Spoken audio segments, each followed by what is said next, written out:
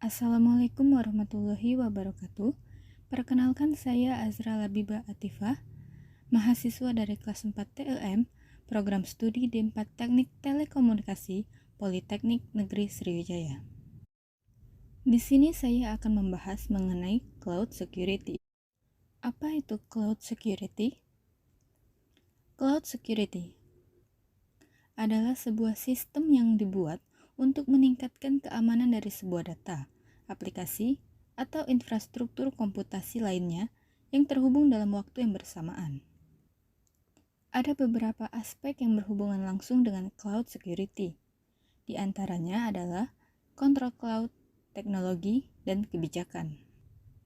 Pada dasarnya, cloud security bertujuan untuk memberi rasa nyaman, aman, yang maksimal kepada para penggunanya, sehingga mereka tidak akan khawatir kehilangan data karena rusak, dicuri, atau dihapus oleh para hacker.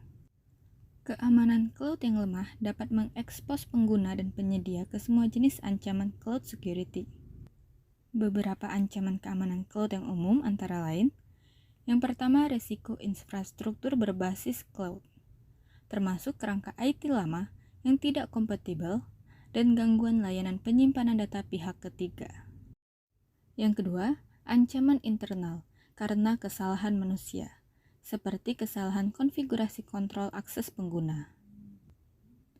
Kemudian yang ketiga, ancaman eksternal, hampir secara eksklusif disebabkan oleh pelaku jahat, seperti malware, phishing, dan serangan di DOS.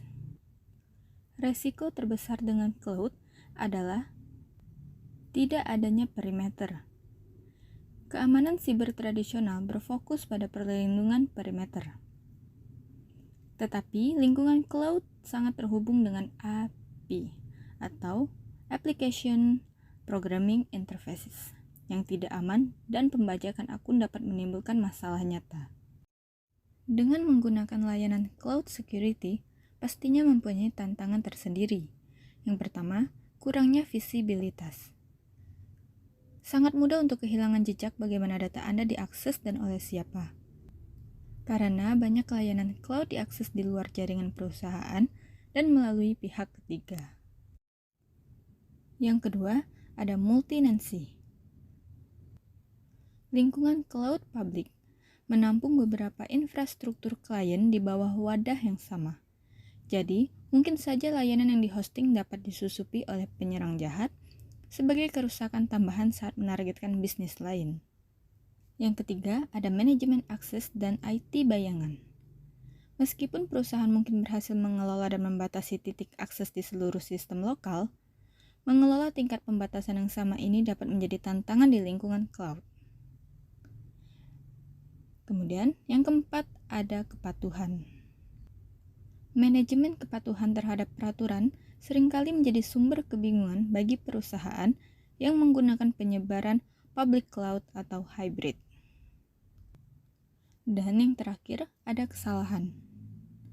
Kesalahan konfigurasi dapat mencakup membiarkan kata sandi administratif default atau tidak membuat pengaturan privasi yang sesuai. Ada berbagai jenis solusi pada layanan cloud security.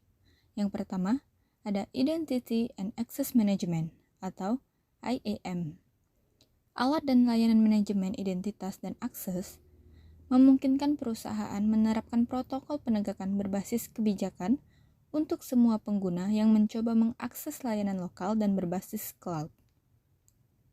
Fungsi inti dari IAM adalah untuk membuat identitas digital untuk semua pengguna sehingga mereka dapat secara aktif dipantau dan dibatasi bila diperlukan selama semua interaksi data. Yang kedua, ada Data Loss Prevention atau DLP. DLP atau Data Loss Prevention menawarkan seperangkat alat dan layanan yang dirancang untuk memastikan keamanan data cloud yang diatur. Solusi DLP menggunakan kombinasi peringatan perbaikan, enkripsi data, dan tindakan pencegahan lainnya untuk melindungi semua data yang disimpan, baik saat diam maupun bergerak. Yang ketiga, ada Security Information and Event Management.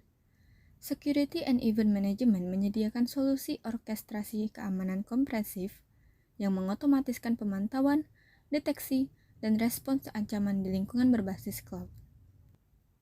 Menggunakan artificial intelligence atau AI untuk mengkorelasikan data log di berbagai platform dan aset digital.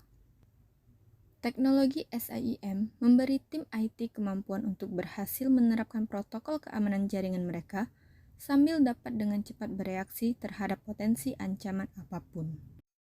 Yang keempat, ada Business Continuity and Disaster Recovery. Terlepas dari tindakan pencegahan yang telah dilakukan organisasi untuk infrastruktur lokal dan berbasis cloud, pelanggaran data dan gangguan yang mengganggu masih dapat terjadi. Solusi dari disaster recovery ini adalah pokok dalam keamanan cloud dan memberi organisasi alat, layanan, dan protokol yang diperlukan untuk mempercepat pemulihan data yang hilang dan melanjutkan operasi bisnis normal. Mengapa layanan cloud security itu penting?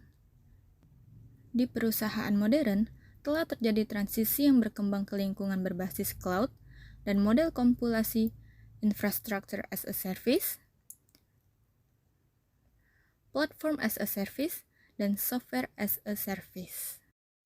Model as a service ini memberi organisasi kemampuan untuk melepaskan banyak tugas terkait IT yang memakan waktu.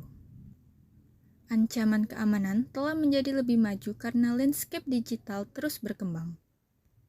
Ancaman ini secara eksplisit menargetkan penyedia cloud computing karena kurangnya visibilitas organisasi secara keseluruhan dalam akses dan pergerakan data. Kehadiran cloud computing memberi